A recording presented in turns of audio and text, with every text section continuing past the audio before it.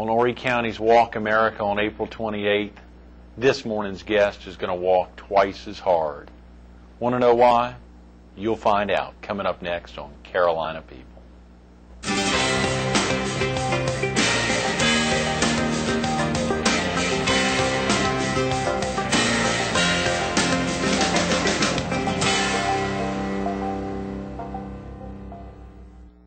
Good morning. Welcome to Carolina People. This morning we're at Keller Williams Realty, Myrtle Beach Central, the home of Team Whiteman. We're focused on the Horry County March of Dimes Walk America, which will be held on Saturday, April 28th. And we're visiting with the chair of the marketing of the department. It's a big title. Golly, Mark.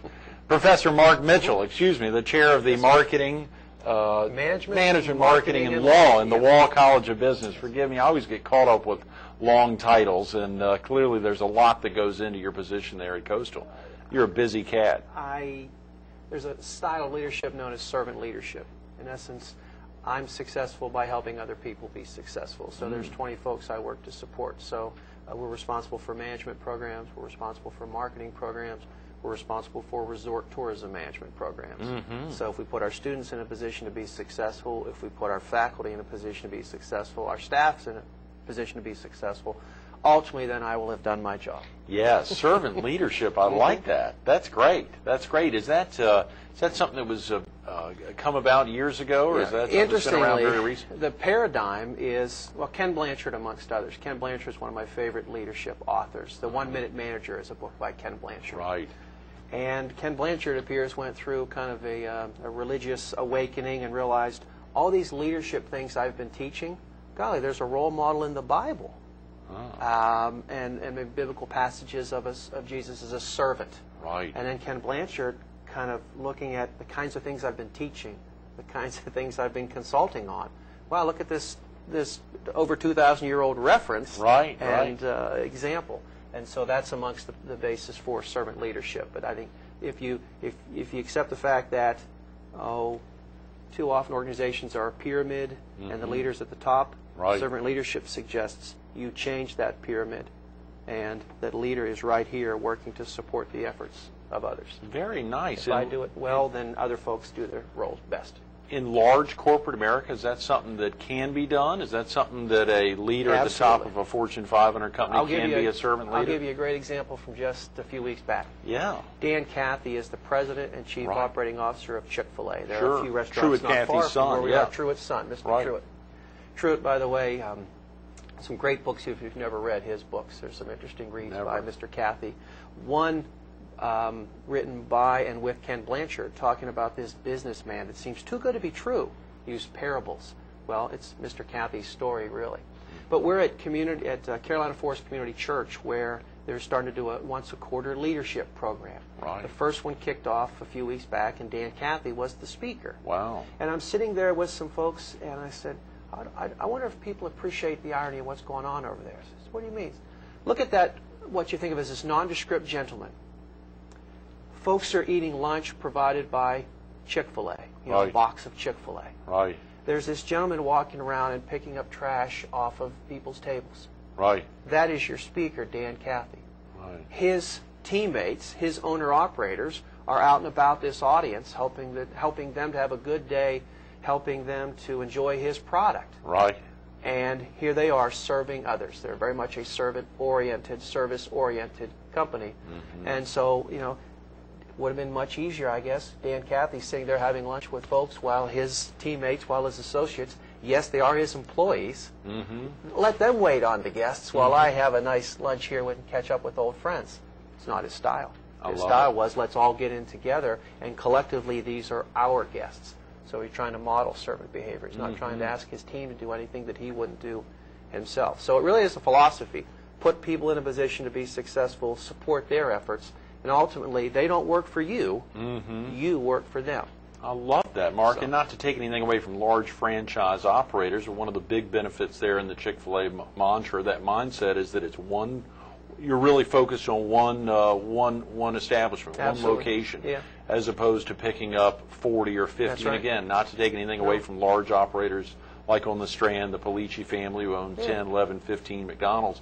but at the same time, being able to focus on one and all the folks that come in that one location. That's what Mr. Cathy says. You work your restaurant in your community, and if you have too many restaurants for his system, he's just fearful that you can't give the folks the attention that they deserve. That's great. Good on. I'm glad you mentioned that on servant leadership. And of course, our focus today is on the Horry County chapter of the March of Dimes and the Big Walk America that's coming up at your university, Coastal Carolina Walk America University, Saturday, April 28th, getting real close, Mark. We're very excited. We know, again, this is a walk that had been held for the longest time at the Pavilion. Right. Of course, the transformation of the Pavilion needs a new home. Yes. There are a number of places they could have gone, and they've chosen Coastal Carolina University, and we're thrilled. David Bennett, our football coach, is our honorary walk chairperson. Again, Coach Bennett has had a prematurely born child, as one of his assistant coaches had a prematurely born child. We're inviting these guests to campus. Well, everything's new. Talk to Joe Fisher, our executive director of the March of Dimes. You know, everything, there was a way it was always done at the Pavilion. So now all of those, all that learning has to be transferred to Coastal, and a new way of doing things, or a new place to do the same things that you've done. New walk route, new place for hospitality, new place for check-in, new place for parking, new place, new opportunity, amongst other things. Imagine after the event, we're going to have kids from Horry County walking on our campus after a nice 3-mile track throughout our entire campus. Then those same kids are going to be on our football field with Coach David Bennett and his athletes for a punt, pass, and kick competition. Punt, pass, and kick. So they may have been in the stands as my kids and watched those athletes down there. Now they're going to be the one kicking off. Or a kid who has yet to come to a Coastal football game. They're walking around campus, they see those teal seats, they're wondering, man, this is pretty neat. They might just tell a parent, hey, I think I'd like to go catch a Coastal game next fall. So, wow, not to commercialize the idea, but absolutely, it's a great way to get folks out there. The mindset of a university is we are a public institution. We serve our community. We want to invite folks onto campus at all possible times. They get familiar with us. They get comfortable with us. Someday they might be students.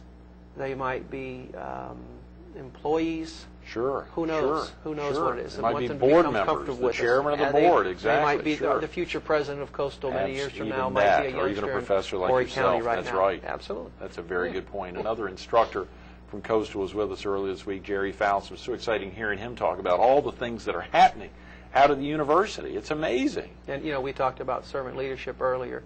David DeCenzo will be our president beginning this summer.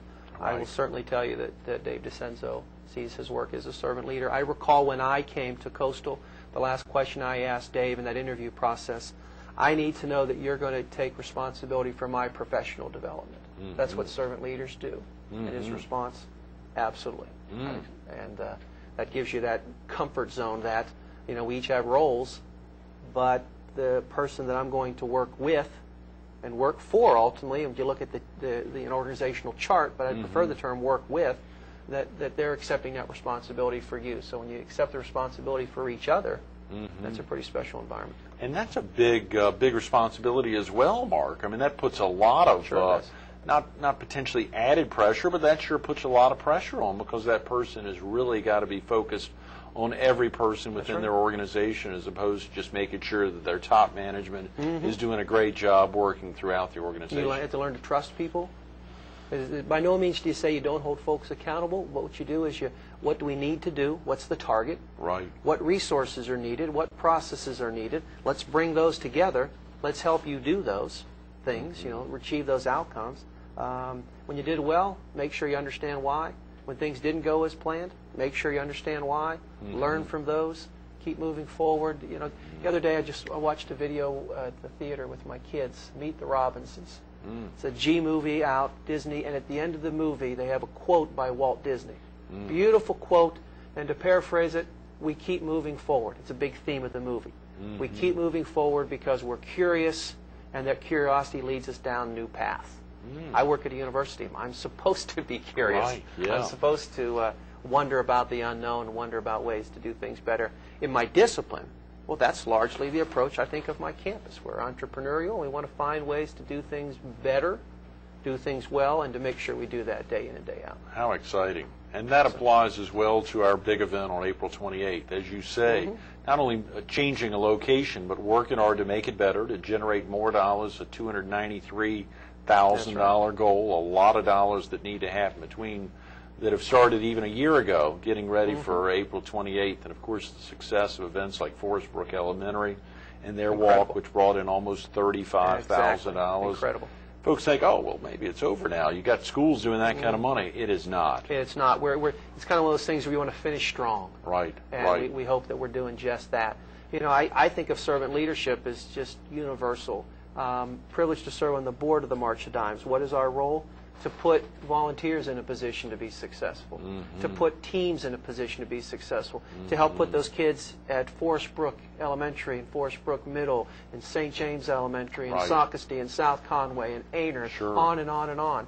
Do what we can do to help those teams be successful. When they're successful, they'll raise dollars for the March of Dimes that we then are able to use for families and those kids. So I think it's a universal phenomenon. That is wonderful. It is a great circular pattern there, and being able to find, and as Colleen shared with us a couple of weeks ago, you never know which child will be impacted and which child will become a researcher and which child may be a medical professional or even work as a teammate or an associate of the March of Dimes and be involved in trying to make a difference in the fight against prematurity. This is something that's impacted your life personally, Mark. Well, I'll pick up on that theme. You just never know.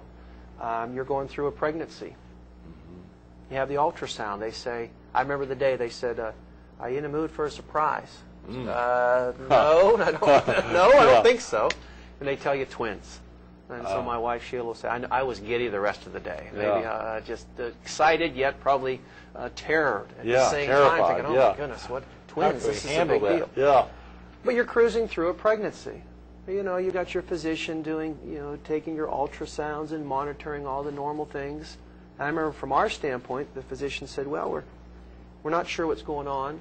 We're getting moving on one child, not on another.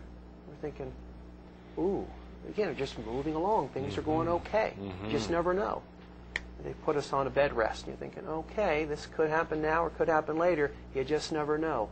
1 in 8 kids now are born early. Right. 24 kids today in South Carolina. I think it's, what's the number, 8,000 per year in the state of South Carolina? That's right. So you really, I mean, one of those things where you never know who's going to grow up to be what. Golly, you never know when you're in the middle of a pregnancy if it's going to be a full term. I had a conversation just the other day with one of my students at Coastal.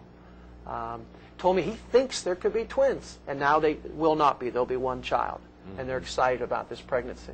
And I remember finishing that visit, and I said, now my next wish for you is a full-term pregnancy and a healthy child. They may be at the, let's say they're at the 10, 15 week, 20 week mark. Right. Well, I want you to get to 36. Yeah. They can handle 26, 27, 28, 30 weeks thanks to the March of Dimes. Yes, yes. It'd sure be nice if the work we do at the March of Dimes would be less needed. That means, much like polio, you've made the problem go away, and you can shift the focus to something else. Wouldn't that be great? Yes, yes. We're all working towards that.